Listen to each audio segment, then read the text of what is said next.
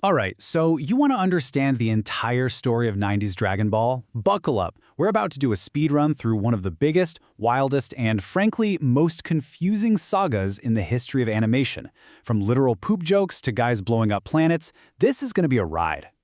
So, this whole universe, it all starts with one guy, Akira Toriyama. And before he ever drew Goku, he was already super famous in Japan for another series he made called Dr. Slump. And that comic, Dr. Slump, it was a smash hit. I mean, it made him a millionaire, mostly off of, poop jokes.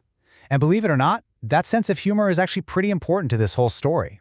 Because that brings us to the most important point of this entire explainer, the one thing that explains pretty much everything that's about to happen.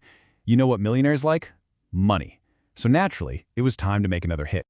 For his next big thing, Toriyama decided to do a sort of parody of the classic Chinese story Journey to the West. And boom, Dragon Ball was born. It all starts out as a story about this weird kid with a monkey tail named Goku, and he's looking for 7 magic Dragon Balls that grant any wish you want. Right away, he meets Bulma. She's a teenage super genius who's only looking for the Dragon Balls so she can wish for the perfect boyfriend. A noble quest, for sure. Then you've got Oolong. He's a pig, he can shapeshift, and his grand wish? He wants the world's most comfortable pair of underwear. You know, priorities. And rounding out the original crew is Yamcha. He's this tough-as-nails desert bandit who's also completely terrified of women. He starts off as a bad guy, but, joins the team pretty quick. Okay, so during their first big adventure, things go completely off the rails. A full moon pops out, and Goku just turns into a giant, city-wrecking ape. It's a whole thing. And how do they stop this unstoppable monster? Well, they just cut off his tail. He shrinks right back down. Is he an alien? Who knows? The show certainly doesn't care yet. That's kind of the vibe. So we're moving on. So after that first adventure wraps up, the show basically decides to change genres. The whole Goofy Quest thing, that gets pushed to the side. From here on out, it is all about fighting. And the new centerpiece of the story is the World Martial Arts Tournament. And this is where one of the greatest running gags in anime history is born. See? Our buddy Yamcha? He enters 3 of these huge tournaments. And guess what? Every single time, he gets knocked out in the quarterfinals. You gotta respect the consistency. So get this. In the final match of one of these tournaments, Goku's tail has grown back, a full moon is out, and he starts turning into that giant ape again. He's about to win. So what does his opponent do? Oh, just fires a giant energy beam and completely obliterates the moon. Yeah. Problem solved, I guess. Okay, so at this point, the manga is selling like crazy. It's a phenomenon. So, of course, the animation studio, Toei, sees this. And, well, you know what multi-million-dollar anime companies like, right? Yep, money. So, literally the week after Toriyama's last anime ends, the Dragon Ball anime begins. The machine is officially rolling. All right, fast forward a few years. The anime gets a Z slapped onto its name, and everything changes. Remember that whole "is he an alien" thing we kind of brushed past? Well, surprise, he totally is. His evil brother, Raditz, just showed up from space. And just like that, the stakes jump from winning a trophy to saving the entire planet. And this is where the show really finds its rhythm. The unofficial formula for the rest of Z, if you will. Step 1. A new, impossibly strong villain shows up. Step 2. All of our heroes get absolutely wrecked. Step 3.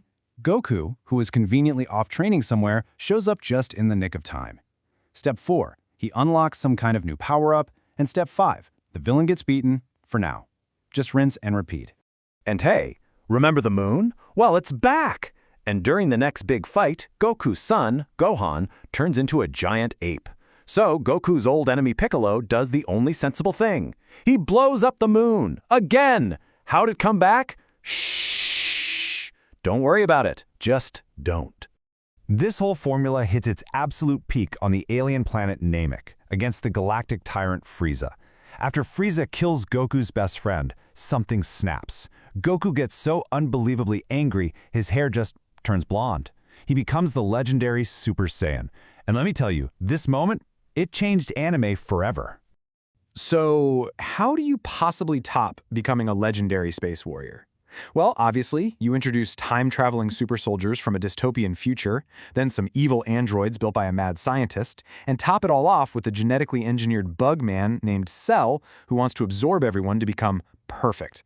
I mean, where else could you possibly go?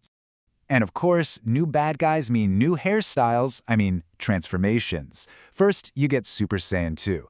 That's basically just Super Saiyan 1, but your hair's a bit spikier and you get some cool lightning. Then we get Super Saiyan 3. Now your hair's down to your knees, and for some reason, your eyebrows just vanish.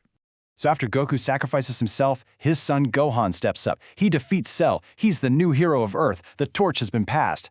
And then like one story arc later, nope, we're back to Goku being the main character. It was a classic fake out.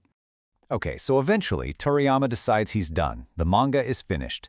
But the anime is now a global cash-printing machine. It's making an insane amount of money. So what's a studio to do when the source material runs out? That's right. They just make their own sequel. And that's how we got Dragon Ball GT. And GT is wow. Okay, here we go. Goku gets turned back into a little kid. They have to fly across the universe to find a new set of Dragon Balls. A weird alien parasite named Baby takes over Vegeta's body. Goku gets a new form, Super Saiyan 4, which involves controlling a giant golden ape form first. Then Hell and Earth literally merge, bringing back all the old villains. And then, using the Dragon Balls too much, creates 7 evil dragons they have to fight. It's a lot. It all ends with a massive battle against the last, most powerful evil dragon. After they win, the eternal dragon Shenron just appears and is like, "All right, Goku, time to go." Goku literally absorbs the Dragon Balls into his body, says his goodbyes, and just flies away with the dragon into the sky. A super weird, super ambiguous, but definitely final feeling ending. And that was it. It was over. But think about this. From the very first episode of Dragon Ball all the way to the last episode of GT, a new episode aired in Japan pretty much every single week. For 11 years straight. An absolutely unbelievable, non-stop run. So, the epic journey is finally complete. The story has come to an end. Animated Dragon Ball is officially done for good. But, you know what happens when famous creators get hit with a really, really big tax bill, don't you?